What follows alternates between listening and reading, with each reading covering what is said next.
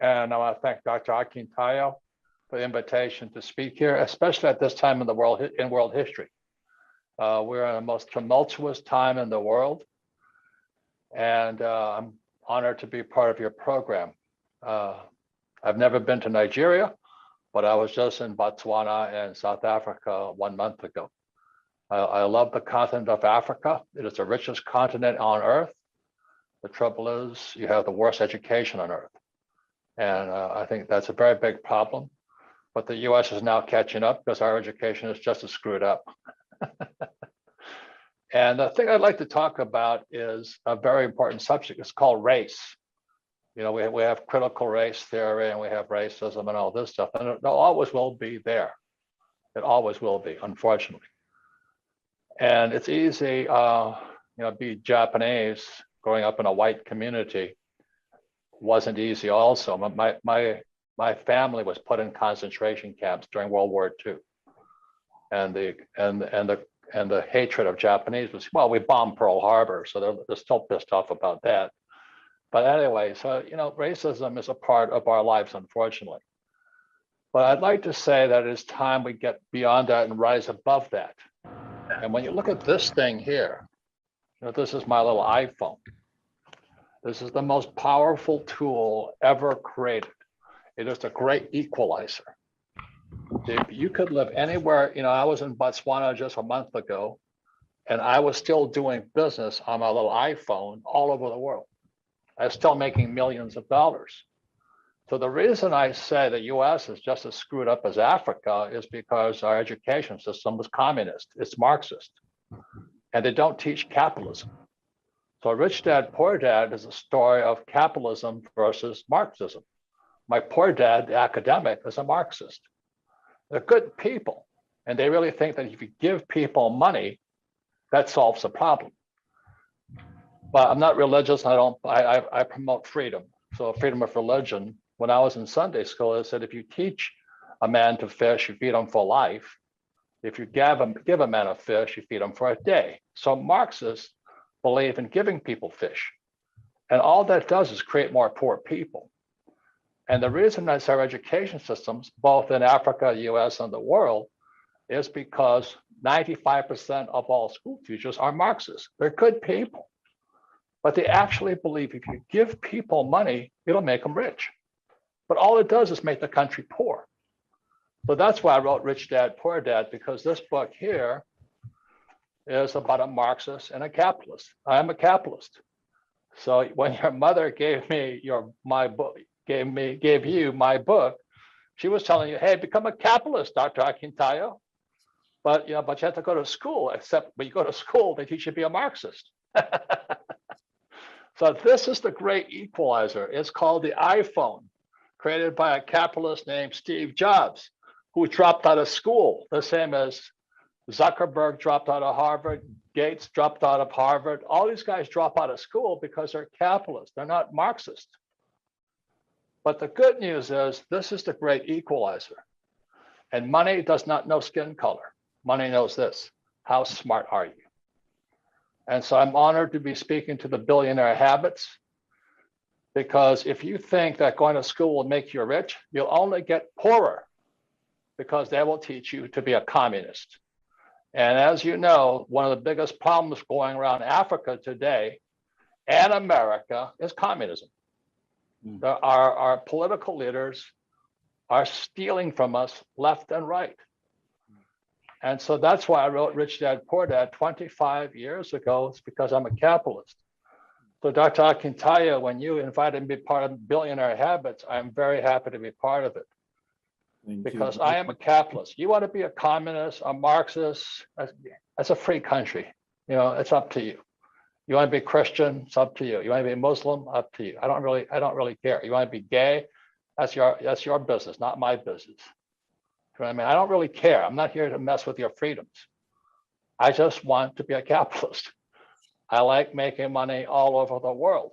And the good thing about being a capitalist is you can make money no matter which way the economy goes. So I made a fortune in Bitcoin, not because I know anything about Bitcoin, but because I learned how to trade things. So when Bitcoin hit 20,000, I forget when that was, I watched it. I said, okay, it's got to retrace. So when Bitcoin crashed down to 3,000, well, I backed up the truck. I bought lots of it. You know, today I think it's 50,000. Yeah. Am I buying Bitcoin now? No, but I bought it at 3,000. Mm. You know, it doesn't make any difference. So this thing here is the equalizer. It's not race, it's not gender, and it's not religion. It's how smart are you? How financially educated are you? So if you tell me that the world discriminates against you, it's only because you discriminate against yourself. I could say, oh, I'm Japanese, so people don't like me. Well, they hate the fucking Japanese. Who cares? I like doing business. You know what I mean? If people hate me for my race, that's their prerogative. But this doesn't stop me. This is the great equalizer. See, we all bleed red. You know, you cut ourselves, we all bleed red. We're all equal. We all have 24 hours in a day. We're all born and we're all going to die. We're all equal. But this became the equalizer. So here I am, I'm sitting in Scottsdale, Arizona, speaking to the world. You know, this was not possible 10 years ago. So if you're still holding on to the fact that you're a race, or you didn't go to college, or you're a Muslim, or you're a Christian, or you're a gay, or you're a lesbian, I mean, that's your stuff. That's your self-prejudice. But the world is wide open today. But you have to have the education to use this tool. At the age of 18, I read my first money book. And that started opening me up to the fact that it is possible to make it legitimately. You can do it. Do not let anybody deceive you otherwise. The only reason they will tell you it's not possible is because they want to enslave you and keep you on the ground. And the time is over. Let's do something different. Let's make a change. And we can do it. And we've started. And I need you on that journey. Who is going with me? Come on! To that, we owe Dr. Stephen a thank you for putting on this event, for making it happen, for really investing in the community. It's really inspired me and motivated me to want to build wealth, invest, and really take my business to a next level. Take away from this festival is just listening to everyone's story. And so far, everyone's story has really been very impactful. All this designer on my body got me drip, drip. Yeah, straight up.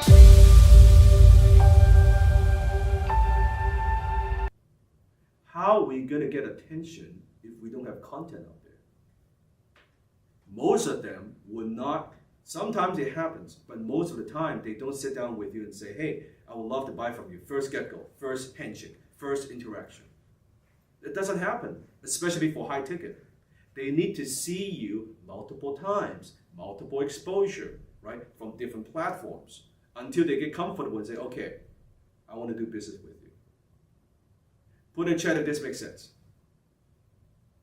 Does this make sense? So understand that, what business are we in? The media business. The media business. And I'll demonstrate to you why that's so important. So from now on, don't try to sell your thing. Don't try to sell the products and services. Here's what you need to sell. You need to sell content to get the attention first. Get the attention first, then you get the time. From the time, then you get the business. Part of when you have content out there, you don't want to talk to somebody unless they know that you are somebody. Write this down. Don't talk to anybody unless they already know you're somebody. Why would you talk to someone who's a complete stranger who don't know anything about you, who are not pre-interested, pre-qualified, pre-motivated? I only talk to people who are pre-interested, pre-qualified, and pre-motivated. And same with you if you want to sell high ticket. Imagine if you talk to a prospect that's completely ice cold. They don't know you, they don't like you, they don't trust you, they don't know what you do. And you talk with them, and now what are you doing? You're fighting an uphill battle. Now you're trying to build trust, right? Now you're trying to do all that. Don't do that. Do it the other way. What if you sit down with a prospect who has consumed your content, who's been watching you, who's been following you on social media? They know what you do. They know your expertise. They know the work that you do. By the time you sit down with that, wouldn't that be a lot easier to sell, to close, to do business? Yes or no? Right? Yeah. So much easier. Then why don't we do it? If you understand that's the business we're in, then that's the business that we're in. You are not in the whatever business that you're in, the products or services that you're selling, those are what you do to sell to make money, but the focus of what we do is not that. That's what everybody else does, and that's why they're broke. That's why they struggle financially. To get to the top, right? How many agree you got to do things differently, right? You got to do things differently. So, most struggling business owners, right, use social media for pleasure. Smart, intelligent entrepreneurs use social media for profit. Write this down. Most struggling business owners use social media for pleasure. Small entrepreneurs use social media for profit. What does that mean? It means this. You think about most people. They go online, they take pictures, they take selfies, they post on Instagram, they post on Facebook. They want to get likes. Yes, they want to get likes. Hey, I guess how many likes I get, right? Share. What? I'm traveling to whatever. I'm eating this dinner with my friend. Why? Because they want that dopamine kick, right? Because they want to post something and they get some likes. They're happy, right? Dopamine gets released in the brains. That's all good. Don't do that. That's for most people. You and I, we don't do that. We use social media for what? What's the word? For profit. I look at that as a channel, as a way for you to scale your business. That is the only reason to be on social media. I don't go on social media to get likes. Don't care about that. We have over 10 million followers on social media, right? I go on social media to get attention from the marketplace and turn that attention into revenue. Into revenue. Think about back in the old days.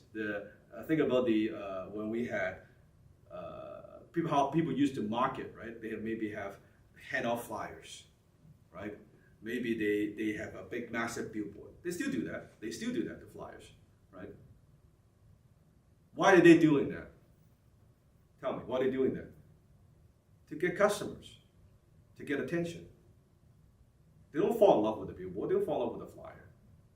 Same thing with social media. It's just a tool. It's a what? It's just a tool. That's all it is. Right? And when we don't use this tool, when we are afraid, when we shy away, when we are hesitant, not using this tool, not creating content, it's like our hands are tied. It's like we're not leveraging it.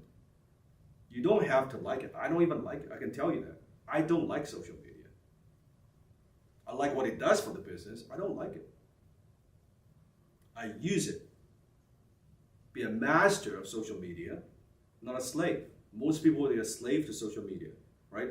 They're on TikTok, scrolling 2-3 hours, their time is gone. That is being a slave to social media.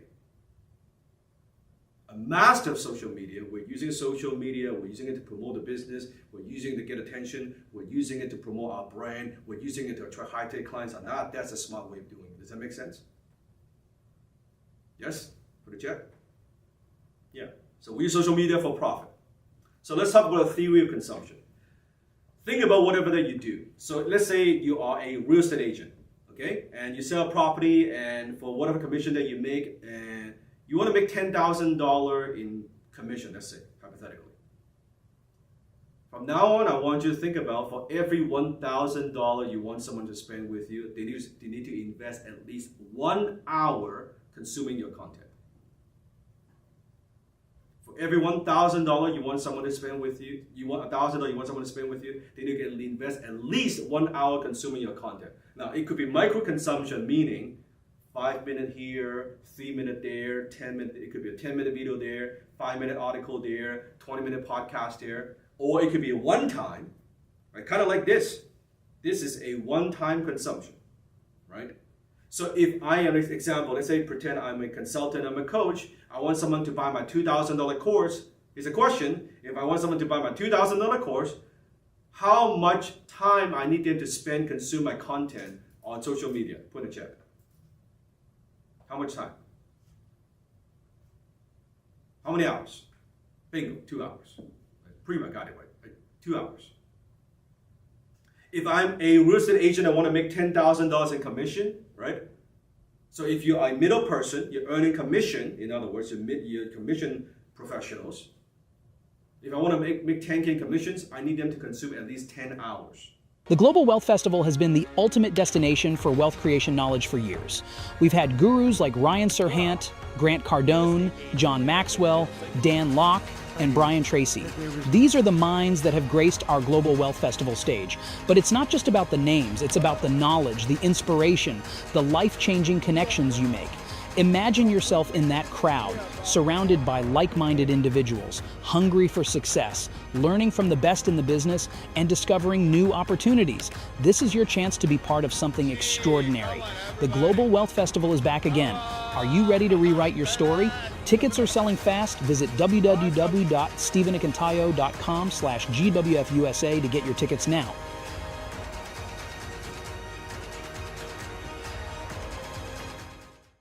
Secret number 2 is something that I call the wow moment. All right. Now, the wow moment is super efficient, and it shows a client what's in their price range without having to say it to them. Okay. Because they can afford more. It's also fun. So I'll tell you where I learned about the wow moment, and I'll tell you how to use it. So when I started to make a little bit of money selling a few more apartments, I realized that I needed new shoes. And so I went to a high-end store in New York City, and the shoe salesman came up to me and said, "Hello, how are you? Can I help you?" And I said, "Well, I'm just sort of looking at shoes." He asked me how much I wanted to spend. I said, $200, $300, right, for a nice pair of shoes. He said, "No problem." He took me over to the rack that had $200 to $300 nice pair of shoes. I tried on one pair, they were fine. I tried on another pair, they were okay. And then he said, "Do you mind if I wow you for just a second?" It's like, wow me? What do you mean? Like, yeah, I just want to wow you. Can you try on this pair of shoes? Don't buy them. They're way too expensive. They were $1,000 for these Ferragamo loafers. And I just said, okay, sure. Trying on, it's super easy to try on shoes. I just put my feet in, fine. I put my feet in, I stood up, and I felt like I was flying. I felt like I had clouds on my feet. I was totally wow. And then he said, "Okay, now take them off, take them off, take them off. I'm going to sell these to somebody else." So I took them off, I laughed, and then we went back to my budget, $200 to $300. Tried on another pair of shoes, and they didn't feel as good. Tried on another pair of shoes. They didn't feel nearly as good. And I started looking over here to the $500 to $700 shoes. And I pointed to a pair. I tried them on. They didn't feel as good as the $1,000 pair, but they felt a lot better than my budget. And I was so excited about how good those other shoes felt. I was now ready to make a decision. I wanted to buy these shoes, and I bought them. And that salesperson taught me a lot about the process of how to sell, because he did exactly what I told him to do. So he didn't take me to a higher budget right away. He didn't say, "No, do this," or "No, do that." He didn't tell me what to do. He let me make my own decision by wowing me. He excited me. He surprised me. And he didn't push me to spend $600. I then decided to spend twice what I wanted to spend. So I do that with buyers all the time. They tell me their budget. I say, okay. I show them exactly what's in their budget. I was doing this just yesterday with someone on 5th Avenue in New York City. They wanted to be on Central Park. They wanted to spend $8 to $10 million. So I showed them everything. I actually went under their budget. Let me show you something for 7. They didn't like it. Okay, let me show you something for 9, right in the middle of your budget. It's okay. What else? I'm gonna show you something for 10. Okay. Can I wow you? What do you mean? There's just something on the corner I gotta show you. We got 5 minutes. Can I just take you in? I had already made the appointment. The property's on the market for $21 million. Double what they want to spend. Took them in there. The husband looked at me and said, "I hate you." And that's when I knew I had them. And I told them, just like the shoe salesman told me, Do not buy, you're not buying this. Yes, it's for sale, but you're not buying this. We were just on the corner and I wanted to show it to you because it's amazing. So then we left, we took a look at some other things, and those clients came back to me at the end of the day and said, hey, that big one you showed us, let's talk about making an offer. Wow. So you've got first impressions and you've got the wow moment. My third secret is called the flip. And it's all about how to turn negatives into positives. So it happens all the time. And objections are often the same in real estate all the time. And you probably hear them all the time. The same objections people have about why they don't want to buy that house or buy in that neighborhood or the safety or the gardens or whatever the issues might be. You hear them all the time, right? And so you start to learn what to say to handle those objections. But you need to practice the flip. And practicing this can put you in a position to immediately tackle any objection a client brings up. So something I'll do with all of my agents on any property they're selling, any property, it's easy to know why the property's great. You don't need to push that. It has beautiful views. Great. Obviously it does. Look at the windows. It has great outdoor space. It's a good deal. Whatever the good reasons might be, perfect. But I make my agents focus on what's bad. Because every buyer who's walking in, they don't focus on the good things. They go right to the bad things. They point at them. Well, this kitchen needs work. This isn't good. That neighbor, And then a lot of salespeople are thrown off because they were so focused on only showcasing the good things, they were unprepared for how to handle the objections about what might be wrong with the house. So I make sure all my agents practice the flip, which is how to turn a negative into a positive. Is too close to the neighbor. I don't like being able to see my neighbors. This house is too close. That's not a negative. That's a positive. This is one of the best blocks that you could possibly want to live on. And the neighbors here are great people. Actually, that neighbor, David is a high up at his company, and he is going to increase your property value because he's about to sell that house in 6 months after you buy this one for double what you're about to pay. Also, you have a kid, right? Yeah, he's got 2 kids. I think they'll make great friends. Whatever it might be, learn to flip really quickly so that any negative that the clients start to give you, you can flip automatically because you've practiced it, because you've memorized it, and you know exactly what to do and exactly what to say. So work on the flip. That is secret number 3. Secret number 4 is what I call the good news sandwich. Okay. We as salespeople have to deliver bad news all the time. And bad news is less awful when it's sandwiched between some good news. I mean, think about a hospital. Think about a doctor. Okay? You're sick. Maybe you're really sick. Would you rather a doctor walk in to the room and say, hey, Ryan, we got the test results, you're dying? Or would you rather walk in and say, Ryan, we got the test results, good things and bad things, everything's going to be okay. Let me tell you what I found. This is what's going on. And then you end it with, here's the solution. So you don't just walk in and give all the bad news. You give a little bit of good news at the beginning, good news at the end. You sandwich it with the meat, because bad news is always less awful, and it's never your fault when you mix it with good news. So the good news doesn't have to be that you've won the lottery, right? It doesn't have to be a lie. It doesn't have to be amazing. And it can be simple. Like the good news is life isn't always easy. For many, it starts with challenges, setbacks, and the harsh reality of poverty. But within every struggle lies the seed of potential, waiting to be nurtured. Imagine waking up every day with a dream so vivid, it fuels you to push beyond your circumstances. Every obstacle is a lesson. Every setback is a stepping stone. The journey from poverty to success is paved with hard work, perseverance, and a relentless belief in oneself. Today, we gather the brightest minds, industry leaders, and visionaries from around the globe to explore the future of wealth creation and financial empowerment.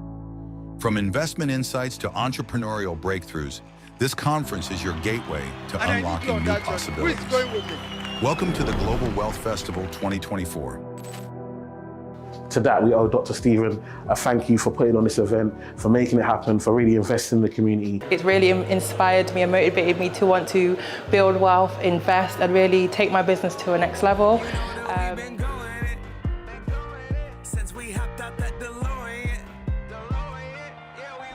Visit www.stephenakintayo.com/GWF USA to book your site now.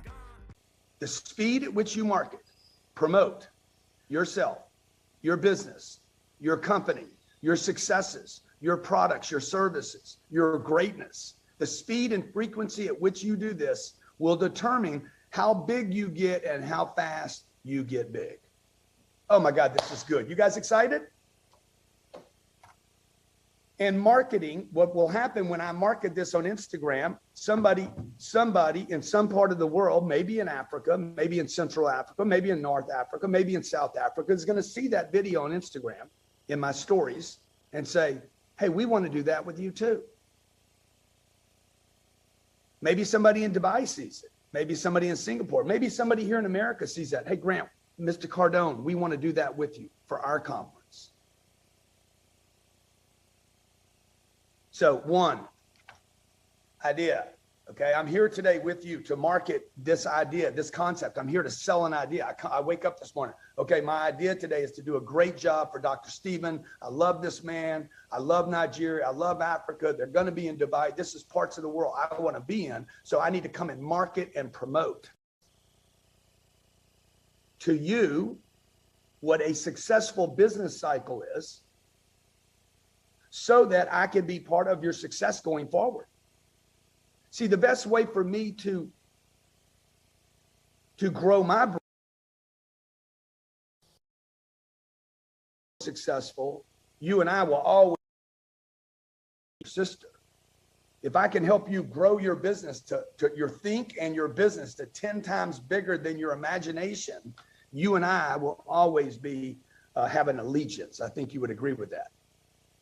And that is my mission, by the way. I'm telling you, I'm marketing you my mission. My mission is to expand my brand, my legacy, and my life through you. Because I won't be around forever. But many of you will be around for 40 or 50 years after I am. And hopefully your successes will outlive you by hundreds of years. And our allegiance to success, our allegiance to being successful will promote me and you going forward, okay? So what happens when I market and promote enough is I get leads. Let me show you what a lead looks like. A lead is someone that raises their hand and says, I'm interested. A lead also is someone that says, I don't like that, what you just did. That's a lead as well. I just want you to know that. I'm not in the market. I am in the market. We just sold a home. We're going to buy a home 4 years from now. Not now, but I know somebody else. Okay. You have a misspelling in your advertisement. That is a lead. All those are leads. Not interested is a lead. Interested is a lead. Mildly interested is a lead. They're all leads. Okay. You want to write this down. Every lead is a buyer. Bad credit, no money, no job, 4 years old, 14 years old, 44 years old, 84 years old. Every lead is a buyer. There is no such thing as a non-buyer. Everyone is a buyer for something. Someday, some way, somehow, they will buy something. Now, just because they're not buying your house or your piece of land or the deal you're on does not mean they're not a buyer. They are a buyer, and buyers are connected to buyers.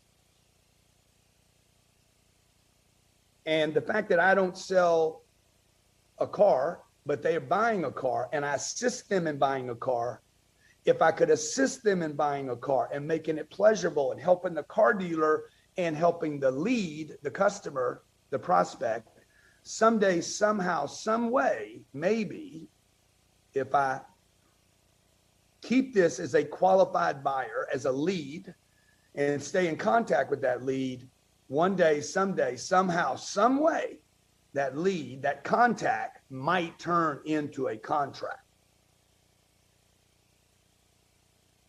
Your business is about contacts. Contacts sport. The most successful businesses in the world make the most contacts. The more contacts you make, the more contracts you make. See, this is not very complicated. My business cycle is simply, I have an idea. I want to get in real, I want to be a real estate investor. I had this idea when I was 28 years old. Okay, good. I market that idea. Hey guys, I want to be a real estate investor. I don't go get a class first. First thing I do is start telling people I want to invest in real estate. I don't go get a book first. I start telling people, who knows, maybe somebody will say, I can help you with that. The third thing, I start getting leads about books, about brokers, about agents, about information, about books I need to read. I get leads that can help me either invest with me, give me the money to invest, because I didn't have any money in the beginning. But these leads, this environment, what Ryan Serhant was saying was he would walk into a room and he would say, I understand you're the smartest, I think you're the smartest person in the room and I'm looking for him. That is brilliant, because what is he doing? He's getting leads. He's making himself known and he's building his list. So I want you to write this down as a side note, okay? Somebody's saying, can we please get a recording of this? Yeah, this is good, right? I know when it's good, okay? And again, I'm going to tell you, some people don't like me right now because I'm like, when I'm good, I'm going to tell you I'm good. And right now, today, I'm good. And I'm only good because you, the audience, are great. A speaker cannot be out of a comedy show, a movie. You walk into an art museum. If you love the art there, if the art was special, it is because you're special. It is because that very thing resides in you. If you love me, you love my energy. I like that guy so much. That guy's great. You could only see that in me because it exists in you. Okay, so, and I'm really, I got to tell you, I'm so humbled and honored to be here today with you. You have no idea what it means for me to spend my Saturday with you, because this is an opportunity for me to grow my idea to be something special.